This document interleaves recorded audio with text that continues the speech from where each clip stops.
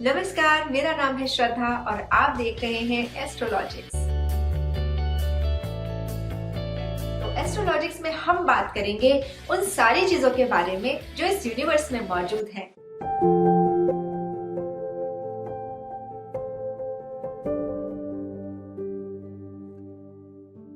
ये चांद, सितारे, ये प्लैनेट्स, ये राशियां और नक्षत्र जो हमारे जीवन को प्रभावित करते हैं। जब हमारा जन्म होता है तो उस समय ग्रहों की जो दशाएं होती हैं, जो राशियां होती हैं और जो भी एनर्जी होती है यूनिवर्स की, वो हमारे लिए लॉक हो जाती है।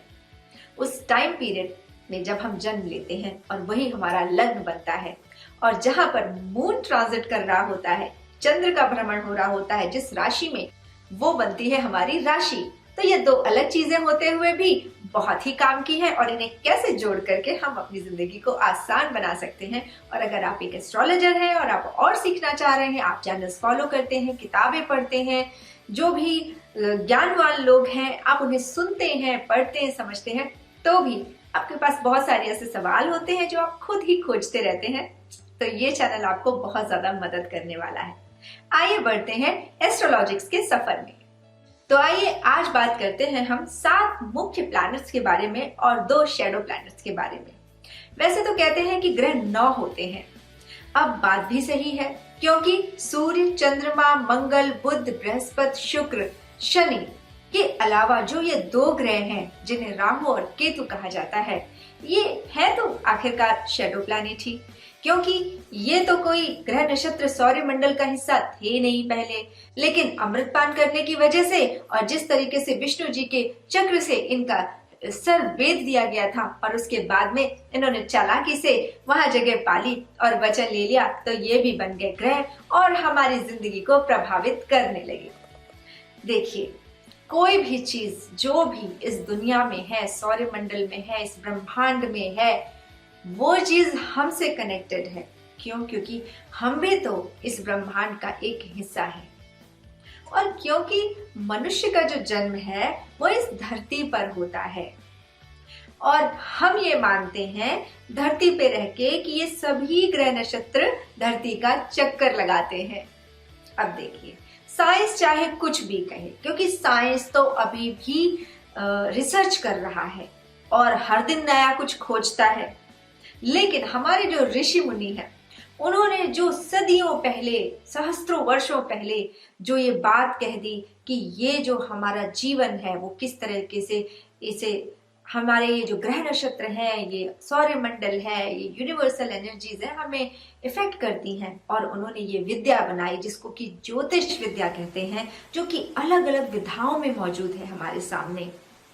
तो वो चीज आज रिसर्च का विषय है और लोग निरंतर उस पर रिसर्च करते रहेंगे।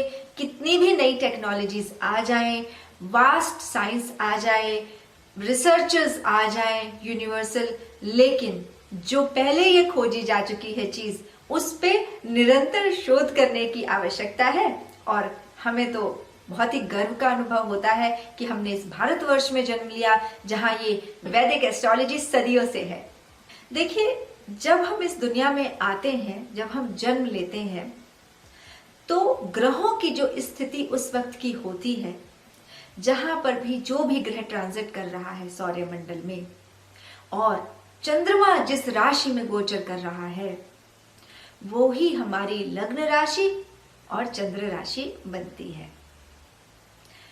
हमारे जीवन में वो सारी चीजें वैसे ही मैनिफेस्ट होती हैं जैसे कि हमारा लग्नाधिपति जिस पोजीशन पे, जिस कंडीशन पे विद्यमान होता है, वैसी ही शक्ति हमारे शरीर को मिलती है। और जिस राशि में चंद्रमा भ्रमण कर रहा होता है, उतनी ही शक्ति हमारे मन को मिलती है, क्योंकि हम इस दुनिया में सारे काम अपने शरीर से और हमारे मन से करते हैं। अगर हमारा शरीर काम कर सकता है पर मन नहीं कर रहा, तो हम काम नहीं करेंगे। और अगर मन कर रहा है हमारा कुछ काम करने का और शरीर उस लायक नहीं है, तो भी काम नहीं हो सकता। तो है ना, ये एक सिक्के के 2 पहलू। तो कितनी आसानी से हमने ये समझा कि लग्न कुंडली वो है जो हमारा शारीरिक बल है, क्षमता है हमारी, और चंद्र कुंडली वो है जो हमारी चेष्टा है, हमारा मन है, जिज्ञासा है, वो सारी चीजें जो यहां से नियंत्रित होती है, बुद्धि से नियंत्रित होती है। तो बुद्धि और मन का कनेक्शन बहुत गहरा है। वैसा ही कनेक्शन हम आगे जानेंगे कि चंद्रमा से बुध का क्या कनेक्शन है, क्योंकि बुध को शरीर से कुछ नहीं लेना देना, बुध को सोच से लेना है, मन से लेना है, चेष्टा से लेना है, ज्ञान से लेना है। वैसे ही चंद्रमा को इसका इस्तेमाल करके सोचना है।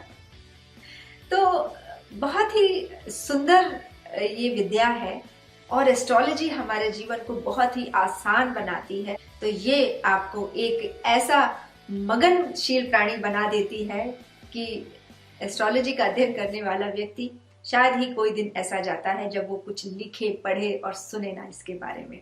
अगले एपिसोड में हम कुछ और लेकर आएंगे। तब तक आप देखते रहिए एस्ट्रोलॉजिक्स विद श्रद्धा। नमस्कार।